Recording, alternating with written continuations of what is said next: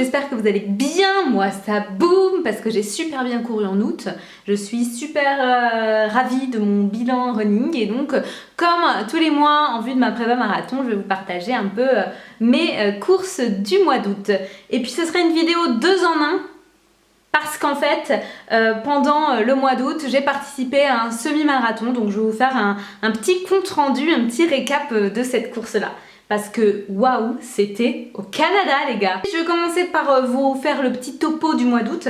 Donc j'ai couru en tout 154 km. Et je suis super contente parce que c'est l'un des mois le plus actif de toute ma vie. Waouh! J'ai tenu les 40 bornes par semaine et c'est quelque chose qui me satisfait parfaitement pour ma petite prépa marathon. C'était l'objectif en fait. Donc en tout ça fait 1, 2, 3, 4, 5, 6, 7, 8, 9, 10, 11, 12, 13 courses en tout et un total de 154 kilomètres. Mon maximum ça a été ce mois-ci le semi-marathon de 21 km et une course de 20 km que j'ai faite vendredi dernier. Donc je trouve que c'est un petit peu ledge encore en termes d'effort. Bon ça va, j'ai fait quand même un 30 km fin juin sur 3h30 d'effort, donc ça me fait pas plus peur que ça, mais disons qu'en septembre j'aimerais bien réussir à avoir le même total de kilomètres tout en ayant inclus des courses plus longues, je sais pas, 2h30, 2h45 de course.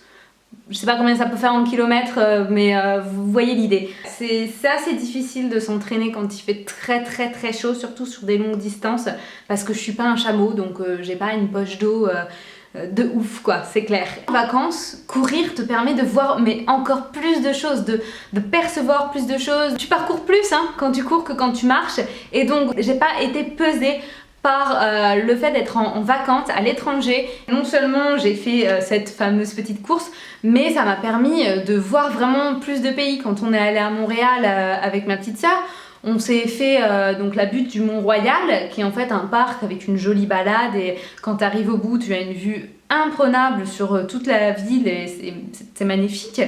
Bah, on se les fait en courant. C'est vraiment cette perspective-là du voyage, de la course, de la découverte qui m'a, je pense, entraînée pendant tout le mois d'août. Je vous montre mon dossard. Jean Coutu. Non, j'ai pas changé de nom. C'est une pharmacie là-bas en fait. Donc c'est le partenaire quoi.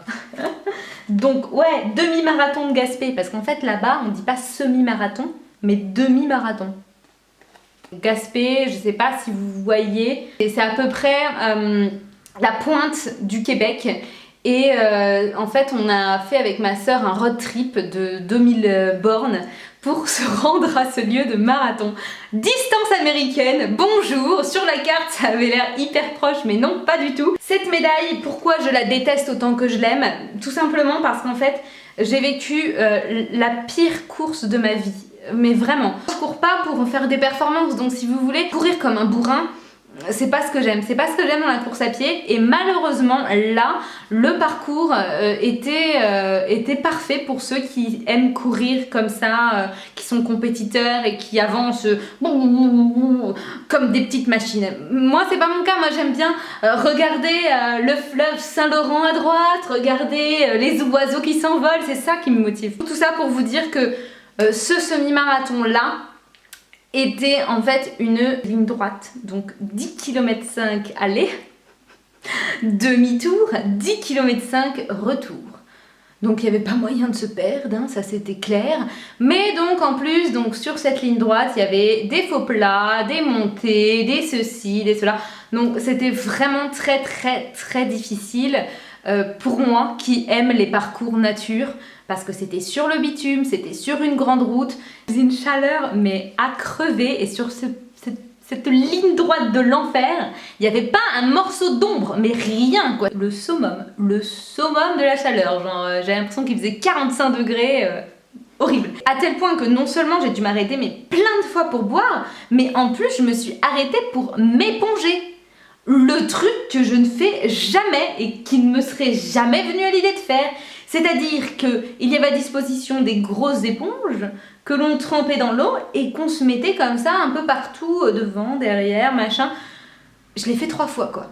3 fois tellement j'étais au bout de ma vie. Pour vous parler donc un peu de mes résultats de cette course-là, je suis partie comme une bombe. Je sais pas pourquoi, mais en fait j'ai toujours ce truc quand je commence les courses officielles, mais je suis excitée au possible et du coup je vais trop vite quoi. Donc, donc là j'ai attaqué la première montée, parce que le semi-marathon commençait par une montée, à un rythme de 4,30 sur le premier kilomètre. Bravo, bravo le veau. Donc j'ai pas compris, ma montre a sonné, premier kilomètre, j'ai regardé, j'ai vu 4,30, je me suis dit qu'est-ce qui se passe, suis-je une fusée au Canada, du coup au bout de 3-4 kilomètres à un rythme en dessous 5 minutes le kilomètre, je me suis dit que ouais, ce serait peut-être le marathon de ma vie, ça se trouve je vais être ultra performante sur ce marathon là.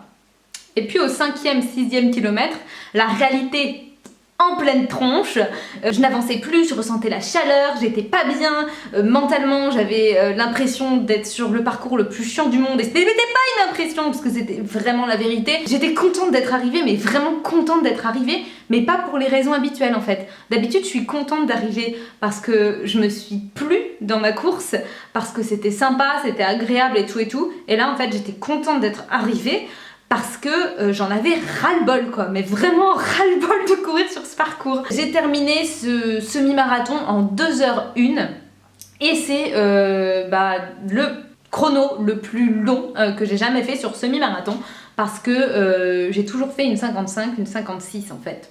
Donc là, je perds clairement 6 minutes. Pas peu fière quand même, et le chrono après tout c'est secondaire. Petit PS, au passage, je ne ferai pas de vidéo favoris du mois d'août parce qu'en fait j'ai trimballé les mêmes favoris qu'au mois de juillet. Donc je vais pas vous faire une vidéo identique et ça sert à rien que je vous fasse une vidéo favori de 2 secondes 30. Donc on se retrouve en septembre avec une vidéo favori qui, elle, je pense, sera assez costaude, assez chargée, hein, parce que bon, c'est la rentrée, plein de nouveautés. Voilà, c'est tout pour aujourd'hui. Je vous fais d'énormes bisous. Je vous remercie d'avoir regardé cette vidéo et de m'envoyer au quotidien des bonnes ondes et de me suivre sur ce gros défi marathon. N'hésitez pas à mettre un pouce levé si vous avez aimé cette vidéo et on se retrouve très vite pour une prochaine. Allez, bisous! J'ai l'appli Nike sous les yeux avec le bilan de mon mois de juillet. J'ai couru 133 km ce mois-ci.